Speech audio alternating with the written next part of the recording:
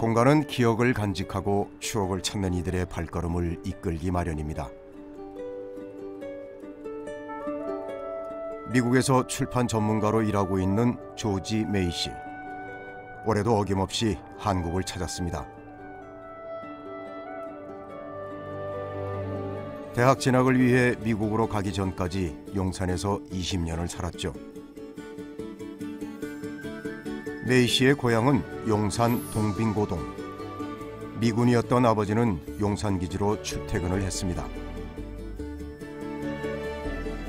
용산기지 안에 있는 유치원에 입학하기 전까지 동빙고동은 그가 알고 있던 세상의 전부였습니다. And we didn't live that far. We lived in Dongbingodong, right by the Bonpo Bridge.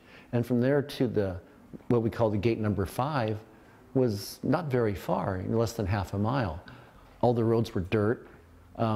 People had houses, with, more like a hanok style, and around them would be like land that they cultivated to grow things.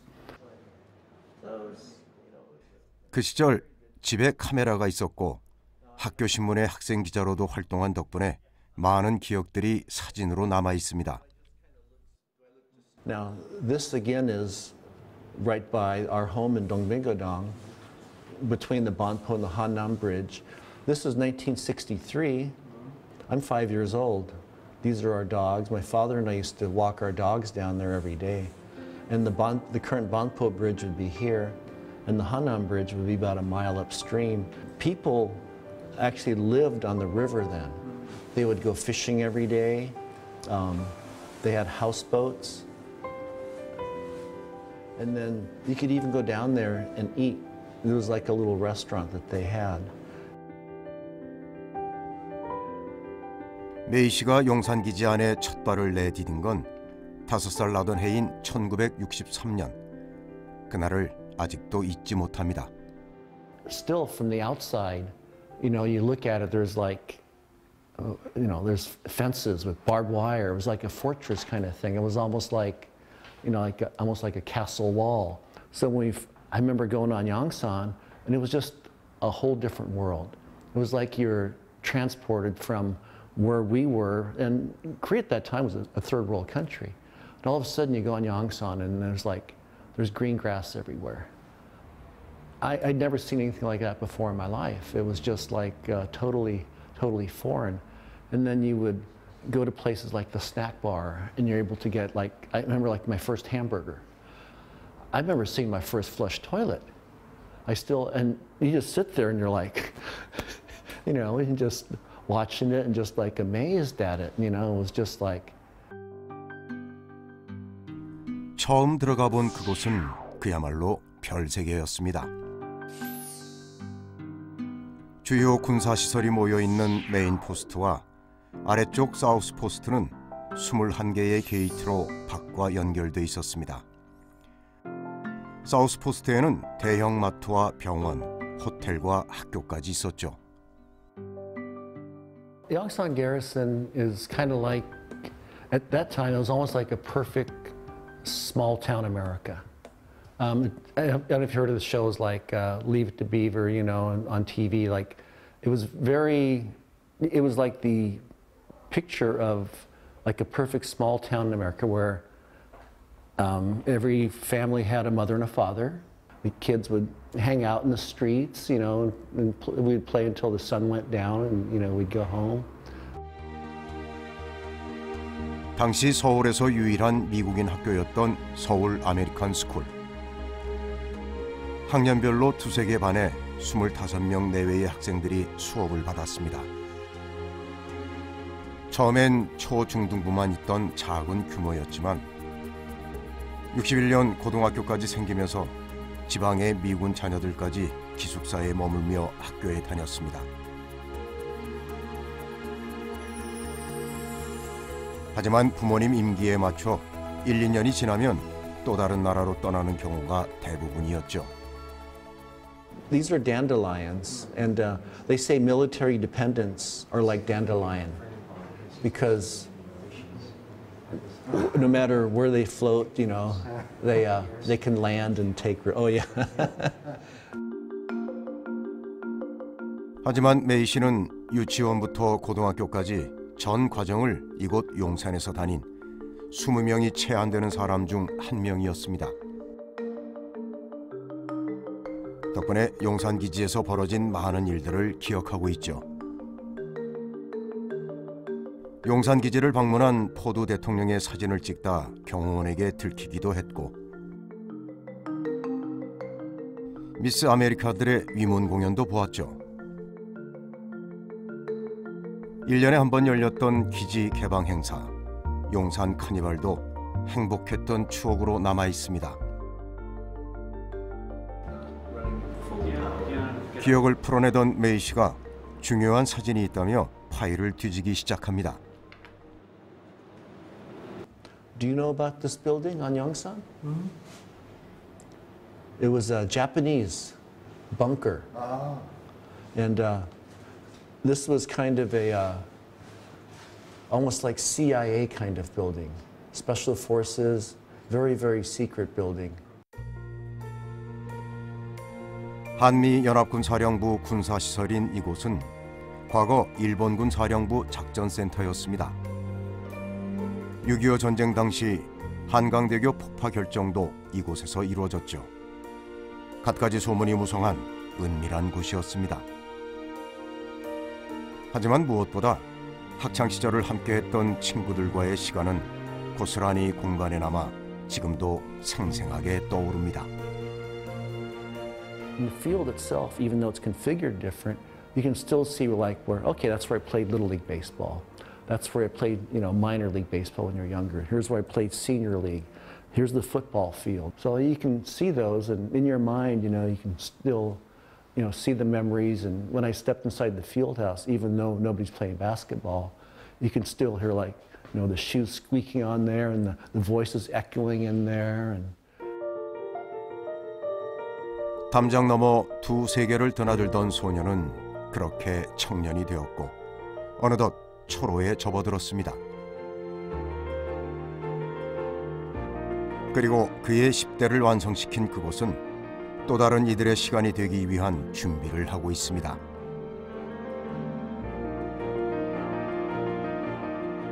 그의 기록 작업도 곧 끝이 나겠죠. 담장 밖이 아닌 기지 내에 있는 클럽. 한국 대중음악의 별세계, 일명 미8군 쇼가 벌어지던 곳이었습니다. 쇼 초창기엔 미국의 인기 연예인들로 구성된 미군 위문협회 공연단이 방안에 무대를 채웠습니다. 미8군 사령부가 일본에서 용산으로 이전하면서 대규모의 미군이 주둔했기 때문이죠. 하지만 미국에서 방문하는 연예인들만으로는 일상적인 수요를 감당하기 어려웠습니다. 그래서 탄생한 것이 일명 미8군 쇼입니다. 디스코와 로큰롤, 팝과 재즈까지 한국 대중음악의 새로운 공간이 탄생한 거죠. 대중음악 작곡가로 널리 알려진 거장들이 미8군 밴드에서 활동했고, 패티김, 펄 시스터즈 등 실력파 가수들이 쇼 무대를 주름잡았습니다.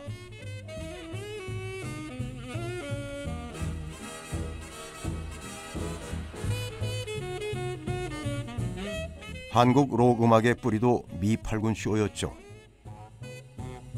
록밴드 락앤키의 윤한기 씨 역시 그 시절을 기억합니다. 지금 말하자면 모창이죠, 모창.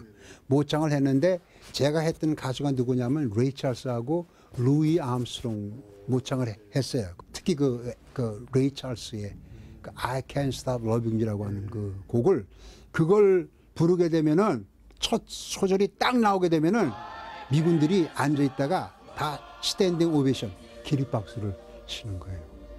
I've made up my mind to live in memory of the lonesome time. 그런 그 정도로 그러니까 가는 데마다 센세이션이야. 락앤키가 가게 되면은 일주일 내내 쉬는 날 없이 하루에 3쇼까지 했어요. 3군데 쇼까지. 3시간이에요. 우리가 첫째는 이제 밴드 뮤직이라는 게 있어요. 쇼 하기 전에 한 45분 동안은 댄싱 뮤직만 해줘요. 그 다음에 쇼가 하는 거죠. 쇼 50분이요. 쇼 50분 딱 끝나고 나서 또 한 15분 쉬고 밴드가 나가서 댄싱, 3스테이지. 그 마지막으로 댄싱 뮤직 해주는 거예요. 무대에 오르기 위해선 치열한 경쟁을 거쳐야 했습니다.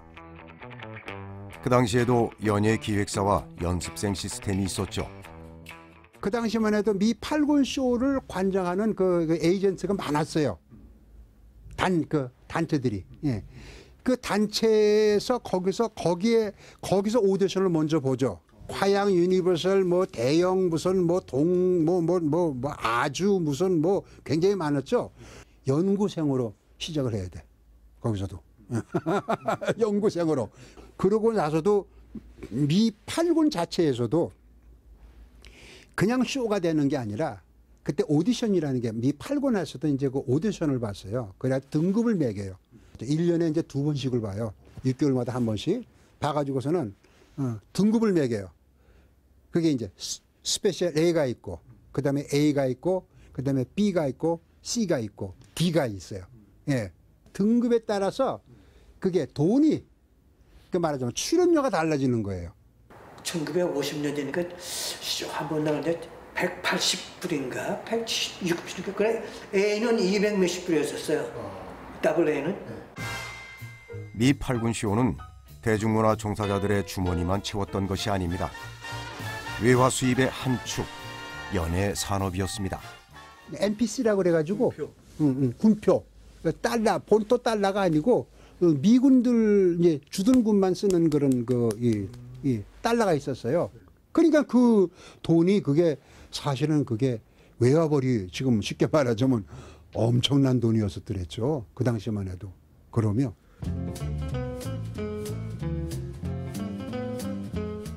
기획사 화양이 1964년 한 달 동안 진행한 쇼만 400여 회. 미 8군 쇼 전체로는 연간 120만 달러가 넘는 외화를 벌어들였다고 합니다. 이 즈음 한국 연간 수출 실적이 1천만 달러 정도였을 때입니다. 기지 안에서만 향유되던 서구의 대중음악은 곧 밖으로 흘러나왔습니다.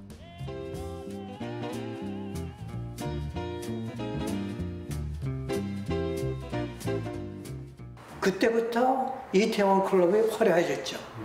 밖에 수입이 더 나니까는 가수도 자꾸 하나둘씩 나간 거죠. 밴드들도 좋은 사람들 이 그룹도 하나둘 다 나간 거 없어요. 현미 씨가 안 보이더라고 물어보니까는 일반 무대 나왔다. 그때 아마 밤안개나 불렀나 아마 그때 이봉조 씨가 그때 같이 갔었고 조금 있다가 이제 한명수 씨도 나갔더라고요. 조금 있다가 또 최진 씨가 또 나갔더라고요. 일반 무대로. 담장 너머 수요 증가와 함께 베트남 파병으로 미군이 줄어들면서 70년대 이후 화려했던 별세계는 그렇게 저물게 됩니다. 이태원이 패션과 대중문화의 별천지였다면 15번 게이트 인근 삼각지는 한국의 몽마르트 화랑거리였습니다.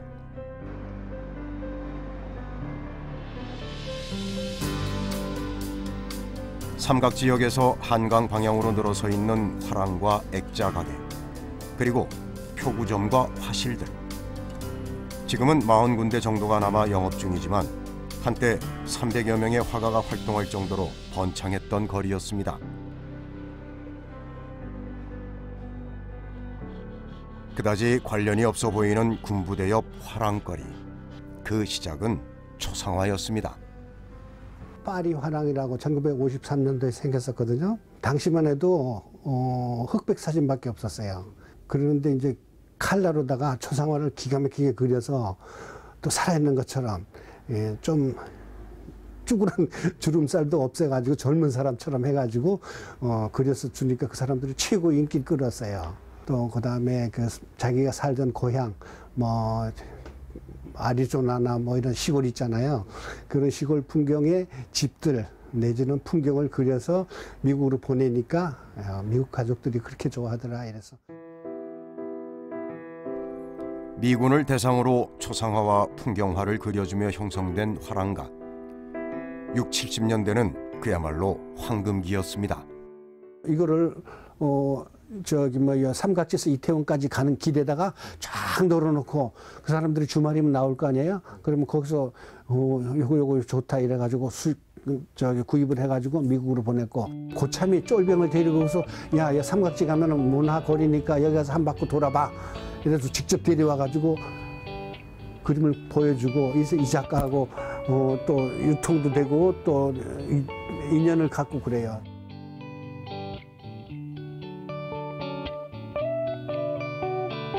빨래터 그림으로 유명한 박수근 화백도 젊은 날 미군들을 상대로 초상화를 그렸습니다. 당시 미군 부대 내 PX에는 초상화부가 따로 있을 정도였죠. 이중섭 화백 역시 삼각지 화랑에 그림을 납품했습니다. 수십 명의 화가를 고용해 그림을 수출하는 업체까지 생겨났습니다. 당시 미국에서 거래되던 대중적인 그림의 상당수가 메이드 인 삼각지였다고 하죠.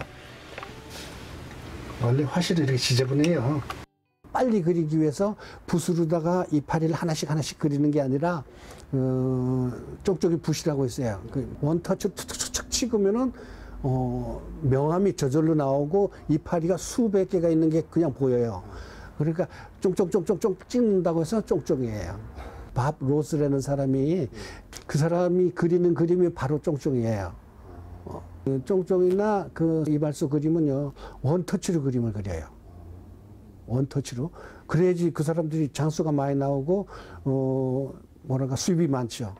공무원 월급 3만 원 할 때 15만 원, 20만 원, 최고 많이 버는 사람 35만 원까지도 버는 거 봤어요. 그게 35만 원이라면 지금 공무원 월급이 200 친다고 따진다면은요 아마 1,500 정도 수입이 그렇게 됐을 거예요. 엄청난 부가가치를 올렸던 그림 시장은 80년대 이후 싼 가격으로 승부하는 중국으로 넘어가 버렸습니다. 삼각지의 명성도 서서히 사라져갔죠. 잊혀진 화랑거리의 명성처럼 기억에서 멀어진 또 한 가지가 있습니다. 1967년 전국 최초로 건설된 삼각지 입체회전 교차로입니다. 일부러 그 지방 사람들이 서울에 와서, 바로 서울역에 또 가깝거든요. 관광 코스로다가 우리나라도 고가도로가 다 있구나 이러면서 와가지고 그냥 사람들이 돌아가는 삼각길을 합창을 하고 그러고서 내려갔었어요.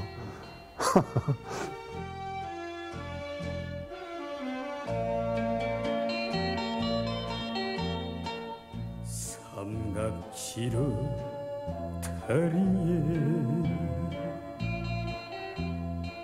굳은 비는 오는데 이 역사의 한 자락은 1994년 철거와 함께 기록 영상으로만 남았습니다. 아쉬워하며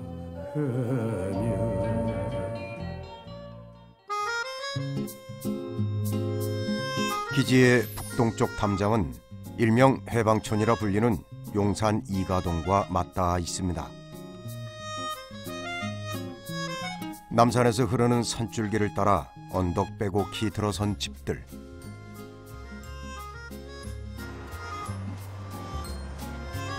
용산기지 담장을 따라 사열하듯 놓여있는 옹기들.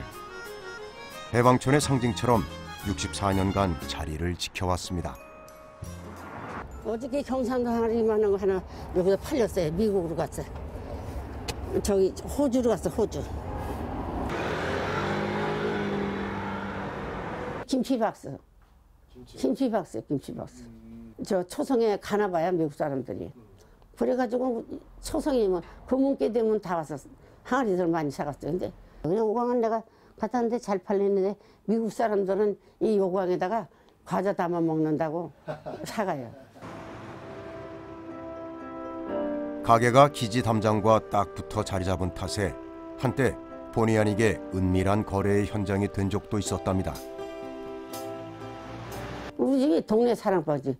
미국 무대에서 물건 나왔다 하면은 전부 우리 집에 갖다 맡기고, 미국 양식들이 갖다 맡기고. 근데 나는 어스럽게 우리 집 물건 장 그렇게 해도 우리 지하실 방이 비어 있어도 이 집에 물건 장사 해보려고 생각을 한 번도 못 해봤어. 왜 못했냐면 부대 옆에서 쫓겨날까 봐. 진귀하고 값진 물건의 대명사 미제. 빈곤했던 그 시절 기진의 PX 물건은 일명 양키 시장으로 불리는 암시장으로 흘러나왔습니다. They didn't want us buying stuff in the commissary PX to take off post and sell.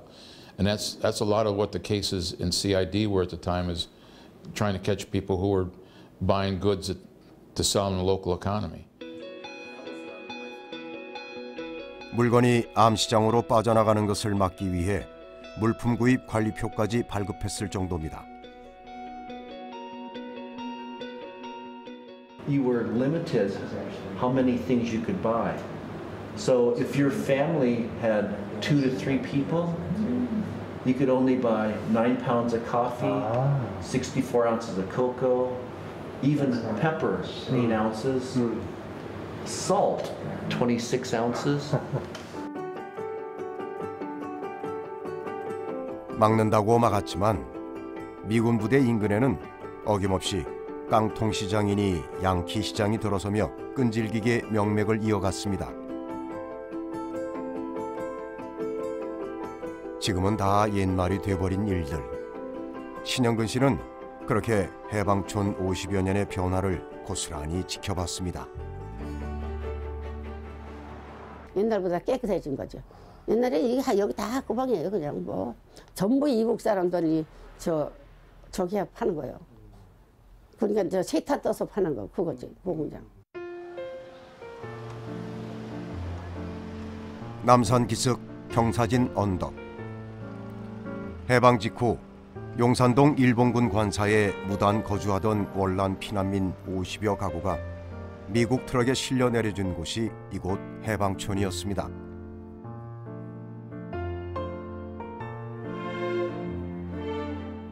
이들은 미군이 버린 종이박스를 뜯고 깡통을 잘라 지붕을 만들고 벽을 세웠습니다.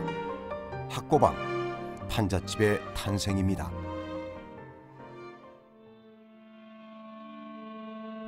6.25 전쟁 직후 해방촌을 배경으로 한 영화 오발탄에는 당시 해방촌의 가난과 절망이 그대로 드러나 있습니다.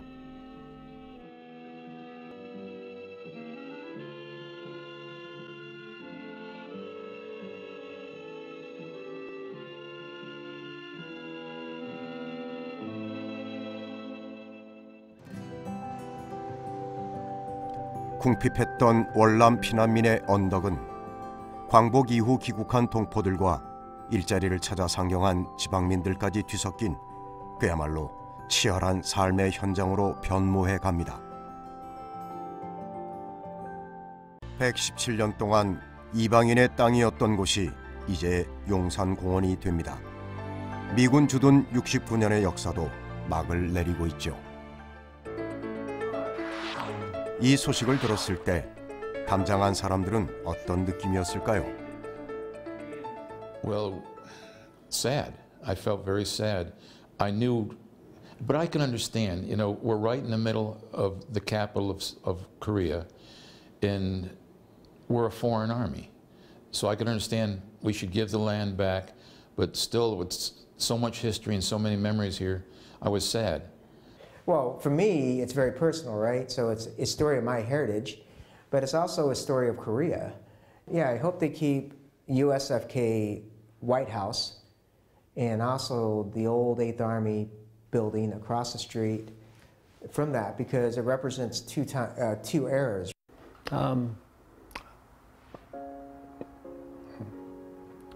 You know, Yongsan made me what I am today. I'm sorry, I'm getting...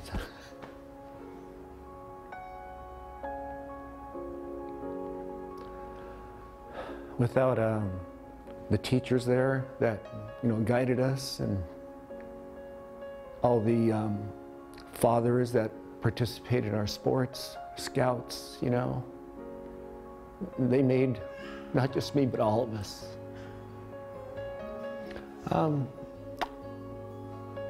I just, you know, I wish that they would have, that it would make them happy, that it would give them as good a feeling. So I just hope that it makes the people that go to the park there, even though they might not know about us, but it makes them feel happy, feel good inside. You know, that's probably the best way. 담장박 사람들에겐 또 어떤 의미로 다가왔을까요? 어떤 기분이었느냐고요? 아, 이젠 용산 시대가 이제 끝나는구나. 용산 하면은 내 고향이면서 용산은 나의 없어서는 안 될 그런 아름다운 기지였다. 어떻게 생각하면 그 참 우리가 그동안 가질 수 없었던 땅이지만 또 역설적으로 덕분에 어떻게 보면 남아있는 서울의 허파다라는 생각도 했습니다.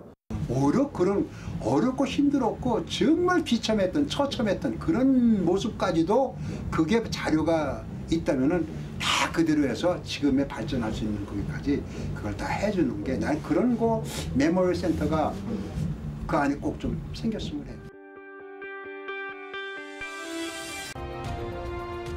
모두의 관심과 참여를 통해 완성될 모두를 위한 열린 공간.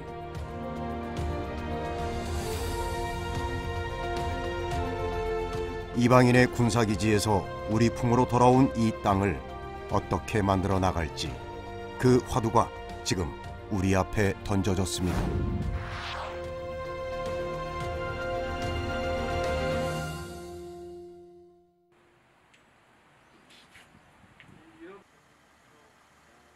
주요 군사시설이 모여있는 메인 포스트 일대. 용산기지 건축물 현황 조사가 있는 날입니다. 궂은 날씨에도 학계와 전문가들로 구성된 조사단들이 서둘러 현장으로 향합니다.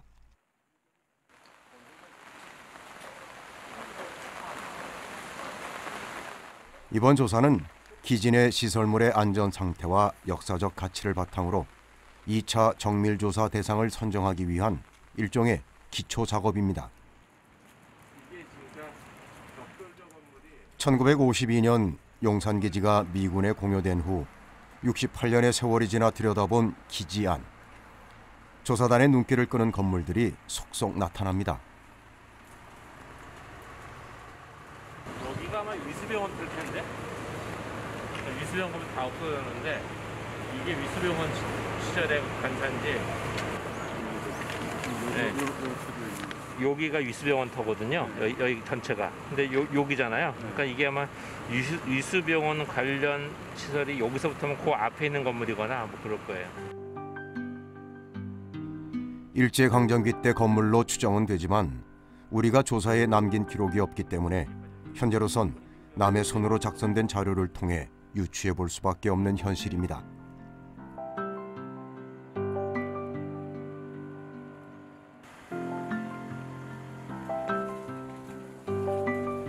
상황이 이렇다 보니 원활한 조사를 위해 국토부와 국방부 그리고 문화재청과 서울시 관계자들도 함께 힘을 보태고 있습니다.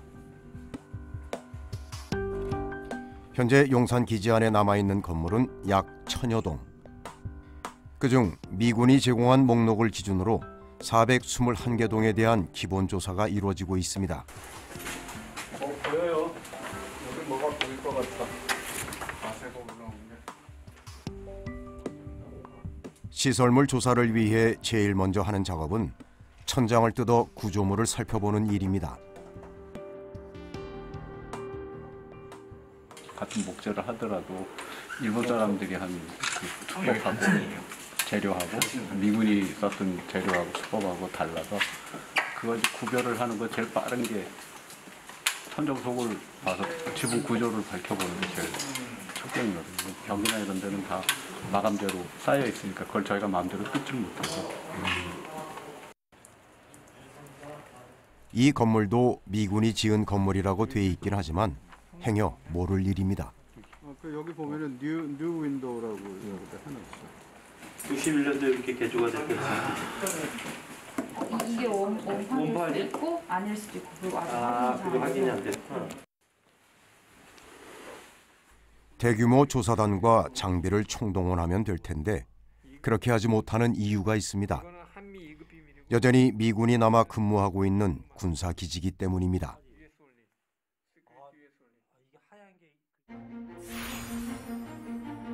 용산기지 이전은 31년 전 한미 간 기본 합의서 체결 이후 본격적인 궤도에 올랐습니다.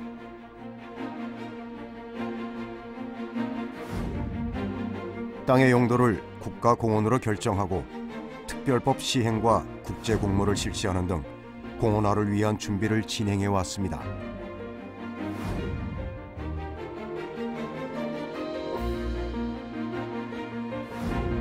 주요 군사시설도 평택으로 이전했습니다. 하지만 미군 병력의 약 10%가 아직 용산기지에 남아 있습니다. 완전 이전은 2027년 즈음으로 예상되지만 상황에 따라 달라질 수 있습니다.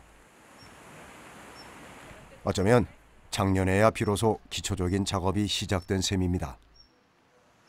구체적 실체가 무엇이냐를 갖다 아는 게 굉장히 어려웠어요. 지금도 아직까지 완전히 밝혀지지 않고 있는 게 지하에 있는 시설들은 저희들이 아직도 공모에 당선된 지 지금 8년이 지났는데도 불구하고 기본 설계라고 해서 제출했음에도 불구하고 지하시설은 저희들이 파악을 하지 못하고 있거든요. 지난 100년 동안 우리가 건드리지 못했다고 하는 것 자체가 역사적인 상처죠, 사실상. 그 상처가 일제강점기의 유적도 남아있고 미군이 사용하고 있었던 그 자치도 그대로 있는데 이것을 어떻게 살릴 것인가. 13km에 이르는 담장으로 둘러싸인 깊은 곳. 축구장 400여 개 넓이에 해당하는 용산기지는 군사시설이 있는 메인 포스트와 생활시설이 모여있는 사우스 포스트로 구성되어 있습니다. 그리고 그곳엔 담장 밖과는 다른 시간의 결이 남아 있습니다. 주한미군 121 종합병원 터는 일명 용산 아방궁으로 불렸던 총독 관저가 있던 곳입니다. 훗날 조선 총독이 된 일본군 사령관 하세가와가 자신이 묵을 관저로 건설한 건물이었죠.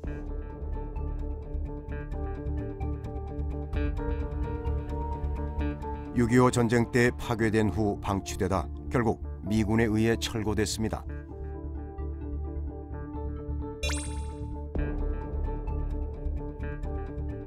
한미연합사령부 군사시설로 사용 중인 사우스포스트 벙커는 조선 주둔 일본군 사령부의 작전센터였습니다.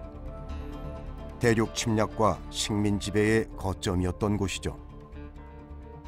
이곳에서 군사령관을 지냈던 하세가와 미나미, 고이소 등은 훗날 조선 총독의 자리에 오릅니다.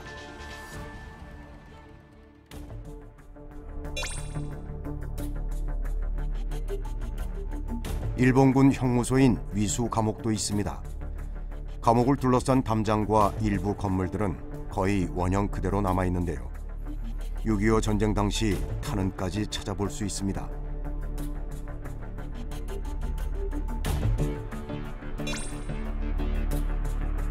미 8군 사령부 청사는 일본군 보병 병영이었습니다.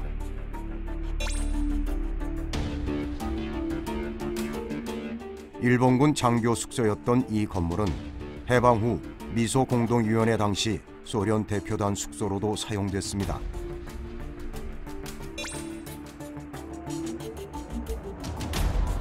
일본군 병기창 건물도 남아있죠. 이 외에도 100여 동이 넘는 건물이 일제강점기 당시 시설물로 추정됩니다. 이는 용산기지에 주둔한 미군이 일제가 남긴 건물을 파괴하지 않고 보수를 해가며 사용했기 때문입니다. 당시에 6.25 전쟁이 종전이 된 것이 아니라 정전, 휴전 상태였기 때문에 언제든지 전쟁이 또 날지도 모르는데 여기에다가 영구적인 시설, 안정적으로 투자할 필요가 없었던 거죠.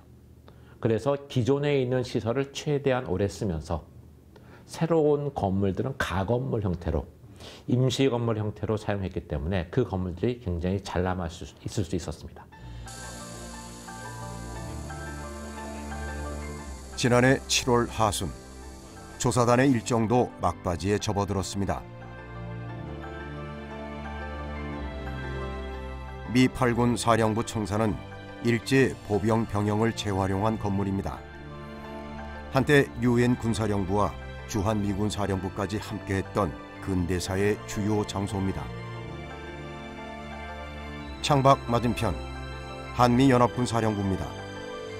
1970년대 건축물로 군사정권 당시 공공건축물의 특징인 청기화 지붕과 콘크리트 벽체가 눈에 띕니다.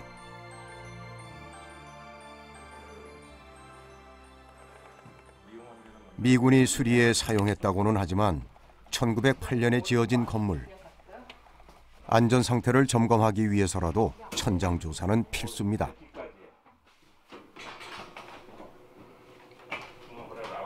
최초로 공개되는 일본군 보병 병영 천장 내부입니다. 아, 저 부지가 끝내주는데? 미군이 설치한 시설물 사이로 드러난 당시 목재들. 예상보다 상태가 좋습니다. 조금 좀 줘보세요. 여기 좀 여기 사진 좀 찍을게. 와, 이 느낌이 예전에 명동성당 사도회관 지붕 보는 느낌이에요. 요런 식으로 짜임 있는 것도 흔치 않은 것 같아요. 짜임이 굉장히 잘. 1900년대 초 일제의 대형 건축물 제작 기법에 관한 의미 있는 조사가 이루어진 셈입니다.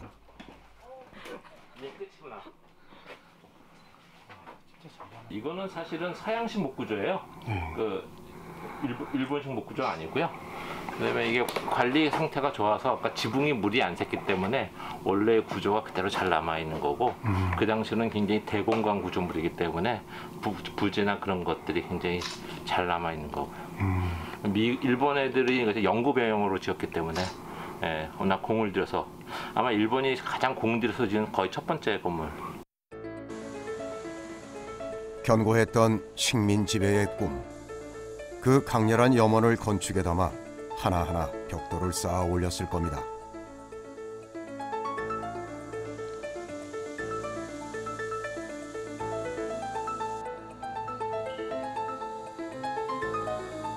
(1908년) 완공된 일본군 병기창 건물 역시 원형이 잘 보존되어 있는 대표적인 건물입니다. 창을 벽돌로 막기도 했고 부분적으로 덧바르기도 했지만 오히려 시간의 층위가 잘 드러납니다. 이런 건 저런 거는 분명히 타는 것 같아요. 예, 타는 것 같습니다. 저 큰 거. 저 정도 뚫릴 것 같은데요. 세월의 흔적은 곳곳에 남아 있습니다. 많이 묻혔어요. 네.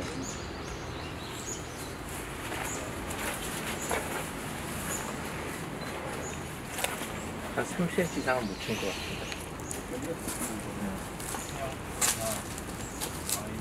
출입구를 막은 흔적도 보입니다.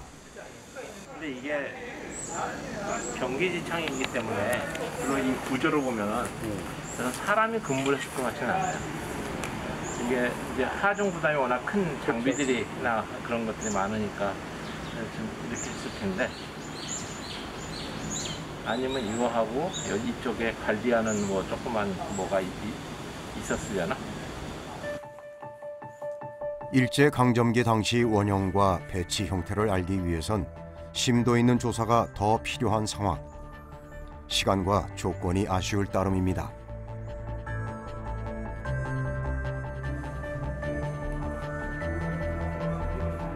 내부는 미군 공병대가 사무실로 개조해 사용했기 때문에 이미 원형은 알아볼 수 없이 바뀐 상태입니다. 그리고 그 건물을 잘 지었다고 하면 돈을 좀 들여서 지은 것들은 식민지에서 그만큼 착취해서 돈을 가지고 있으니까 그 정도 지을 수 있는 거죠. 기술적으로 굉장히 높은 수준이었냐라고 하면 답은 아닙니다. 예를 들어서 우리가 가지고 있는 것 중에서 명동성당, 뭐 대구의 개선성당 그것보다 일본군 변형이 더 잘 지었느냐? 아, 그렇지 않습니다. 전혀 안 그래. 사실은 건축은 철저하게 사회적 산물입니다.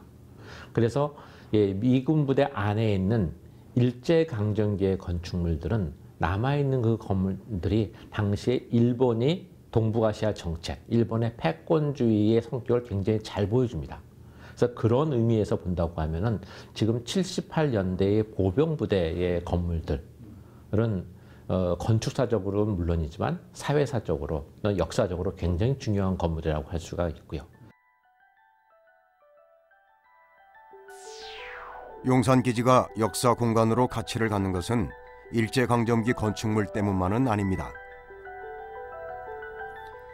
조선시대의 용산기지 일대는 지금의 남산인 목멱산 아래쪽으로 나라의 재향에 쓸 양이나 돼지 같은 가축을 기르던 전생서가 있던 곳입니다. 그리고 그 옆으로 남단이 있습니다. 그 남단이라고 조선시대 때 기우제를 지냈던 터가 있어요. 굉장히 중요한 그 상징성을 갖죠. 거기에서 비가 안 올 적에 비가 오게 해달라는 국민적인 그 국가적인 행사를 치렀던 곳이니까요. 남단은 국왕이 참석했던 국가 재래시설입니다. 종묘, 사직단과 더불어 가장 오래된 시설 중 하나죠. 현재 기지 안에는 남단터로 추정되는 곳이 있는데요. 일본군이 병영을 조성하면서 훼손한 남단의 일부 성물만이 남아 그 자리를 지키고 있습니다. 보존되고 있던 또 한 가지, 만초천입니다.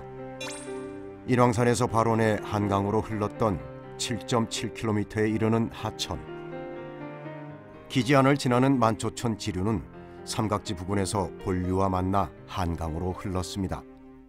그 물길이 지금 그대로 남아 있습니다. 그러니까 서울에 있는 많은 그 지천들이, 지류들이 다 복개돼 가지고 지금 도로로 쓰고 있는데 생태를 그대로 보여주고 있는 그 물길이 살아있다고 하는 것이 여간 귀한 것이 아닙니다. 한미연합군 사령부 뒤편을 흐르는 300m의 물길, 만초천입니다. 그 위로는 일본군 78보병연대의 정문 기둥과 보행다리가 그대로 남아 있습니다.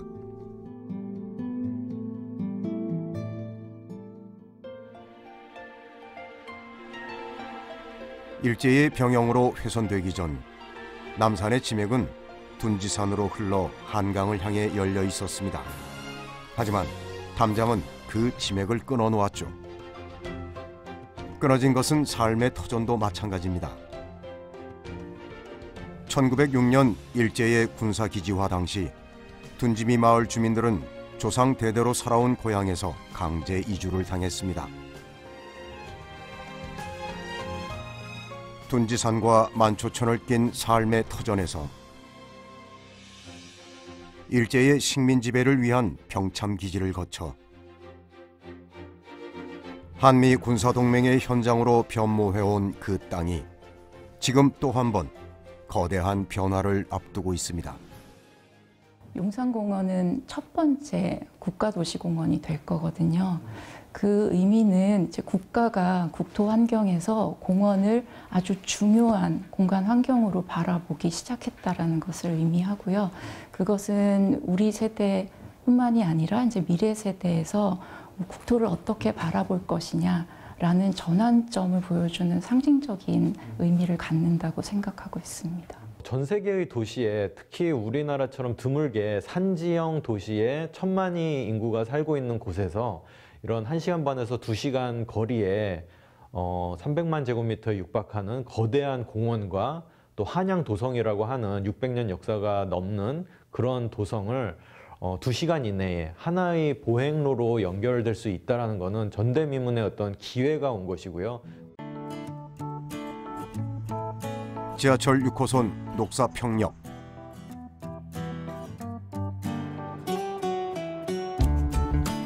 용산공원이 개장되면 공원 나들문과 연결될 지하철역 중 한 군데입니다. 오가는 시민들에게 용산공원을 소개하는 공간도 마련돼 있죠.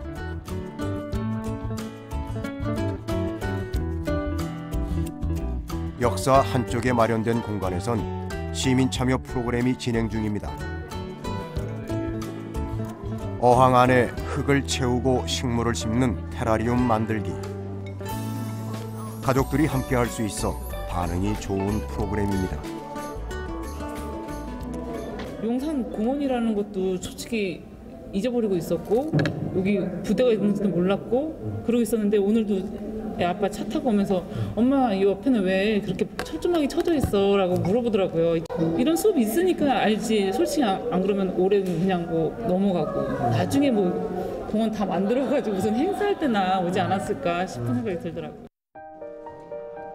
세상에서 가장 작은 우리 가족만의 정원을 만들면서 모두가 함께하는 큰 공원, 용산공원에 대해 생각해보는 시간을 가져봅니다.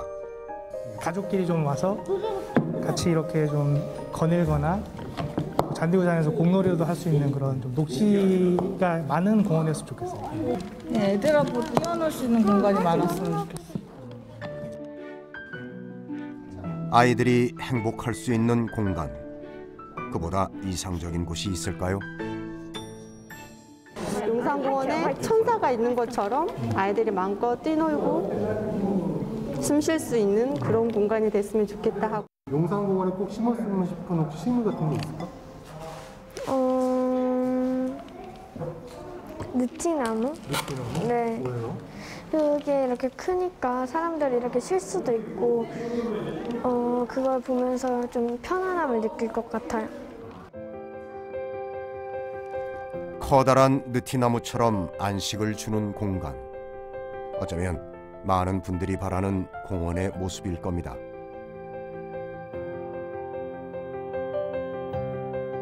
용산공원은 하루아침에 만들어질 공원이 아닙니다. 그 여러 가지 시설, 비밀스러운 시설을 조사하고 토양도 조사하고 지원하고 그렇게 회복하는 데까지 어떻게 생각하면 장구한 세월이 걸립니다. 제 살아생전에 다 완성할 수 있을지도 잘 모르겠어요. 그렇지만 그 과정 속에서 많은 사람의 의견을 갖다가 받아서 가상의 공간을 우리 마음속에 모두 그릴 수가 있다 그러면은 이 또한 우리가 가지고 있는 공원이라고, 우리가 쟁취한 공원이라고 생각을 하고. 새롭고 멋진 최첨단 건축물이 들어설 공간도 아닙니다. 찬란한 문화유산이란 말이 왜 위험하냐면은 문화유산의 가치는 찬란해야만 가치가 있고 찬란하지 않은 것은 가치가 없고 부셔도 되는 것처럼 이렇게 생각하는데, 사실은 역사유산 또는 문화유산의 핵심적인 가치는 그것이 주는 교훈에 있는 거거든요. 일제강점기 때에 일본이 남겨놓은 흔적, 특히 용산에 집중되어 있는 이 흔적은 사실은 세계를 향해서 던질 수 있는 우리가 가지고 있는 역사유산의 메시지입니다. 어쩌면 그곳은 우리만의 공간, 우리만의 역사가 아닐지도 모릅니다. 우리가 이거 어떻게 하는가 세계가 주목하고 있습니다. 어느 날 인구 1000만 명이 들어가는 도시 공간에 100만 평 되는 빈 땅이 생겼을 때 그들은 이것을 어떻게 처리했는가. 그거는 도시공학적으로 중요한 그 샘플이 될 거예요. 뉴욕의 센트럴파크 같은 공간이 하나가 이제 시민들 품으로 들어오게 되었을 때 대한민국은 그때 어떻게 했느냐 하는 거는 이 시대 문화 역량을 보여주는 거죠. 용산공원은 과거를 기억하고 현재를 담아 미래로 향하는 시간의 공간입니다. 그리고 그것은 우리 세대가 미래 세대에 남겨줘야 할 선물이자 유산입니다.